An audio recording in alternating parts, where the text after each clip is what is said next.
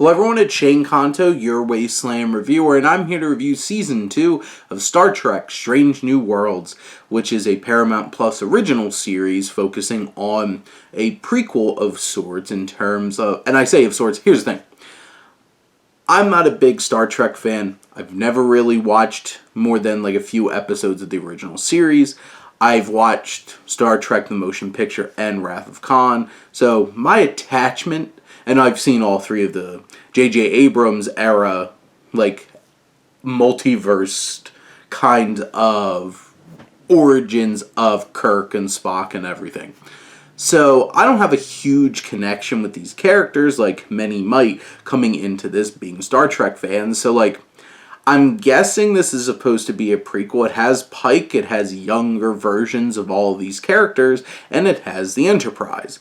And in the second season, it really starts to play around with certain things, including there's one particular episode where Leon, one of the characters who feel like might be one of the more divisive characters in this show, winds up kind of going off in another dimension on an adventure trying to stop some kind of terrorist plot and developing this whole entire relationship and dynamic with Kirk in that world, and how that resonates and goes through this whole season is interesting. I thought it was a bold choice, and I feel like this season of Strange New Worlds is a lot of bold choices. Sure, each episode you have like your mission of the week, and you have certain ones that resonate a little bit more than others. They're more interesting than others. Like, there's a whole entire episode about, like, Spock losing his Vulcan DNA and then having to pretend like he can't have emotions while smiling and smirking and goofing around. And sure, that was an interesting kind of twist on Spock and being able to look at that. I personally love the crossover that they did with Mariner and Boimler from Lower Decks and seeing them come into live action. I thought that was a lot of fun. And you had a whole musical episode, which, like, it was fun enough. Some of the songs felt weird and didn't really fit, and I felt like they were forcing it, but other ones, it's like, oh, that's an interesting twist. And it got a lot darker with a particular episode leaning on some of the crew members' experiences in the war against the Klingons, and that got a little awkward and dangerous.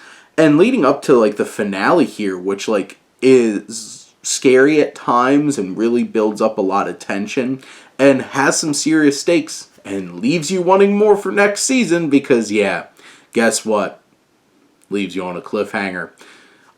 Sorry for if you think that's a spoiler, but, like, just be prepared. You're not getting a resolution for that episode until whenever the heck Star Trek Strange New World Season 3 comes out.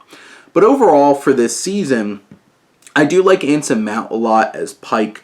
I think he is a strong, like, leading type character. I do feel like most of the storylines don't really revolve around him, which is interesting, except when it's like a mission, and even that, like, Yahara gets a big focus, Dr. M'Benga gets a big focus, Una does, Rebecca Romaine's character.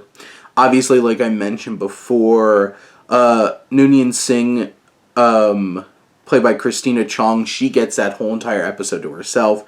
Spock, Ethan Peck, who I think does a really good job as Spock, he gets a big spotlight. So you have each of these characters, like Jess Bush's character, who is the nurse character, Christine Chapel, who has some interesting dynamics with Spock in this series. I feel like a lot of these characters get, you know, spotlights in their own ways, and I think the cast really delivers on a lot of those things. Some of these stories, you know, wrap up conveniently or sometimes don't make a ton of sense, but I suspend my disbelief a bit with, like, this modern reshaping of Star Trek. And from what I understand, like, Star Trek is the intellectual science fiction series where it's like, this isn't Star Wars. It isn't a bunch of flippin' fun space western like the original series. I think it kind of ventured away from that, especially in like the prequels and stuff like that. But I feel like this is an interesting mix of some really great episodes and, some solid ones and some that might disappoint people a bit. But I do think that they have some interesting situations that they find the characters in with strange new worlds and races, alien races, and all kinds of things. I had a fun time with this, and just take it with a grain of salt coming from somebody who's not a big Star Trek fan. So I'm having fun with this. Is it the best written show on television? No. But it's fun, it's interesting, and it throws out an occasional really great episode at you. So, is it worth a watch? Sure, why not? If you're into science fiction, I don't know how actual Star Trek fans feel about this, like if it might disappoint them or not, so I'm not going to go around being like, if you're a Star Trek fan, you're going to love this, because I don't know. But I did have fun with it, and I think it's an interesting series, and it's right there on Paramount+. But those are my thoughts on Star Trek Strange New World Season 2. Let me know what you think, and let's talk some TV. But thank you as always for tuning in and supporting your Wasteland reviewer.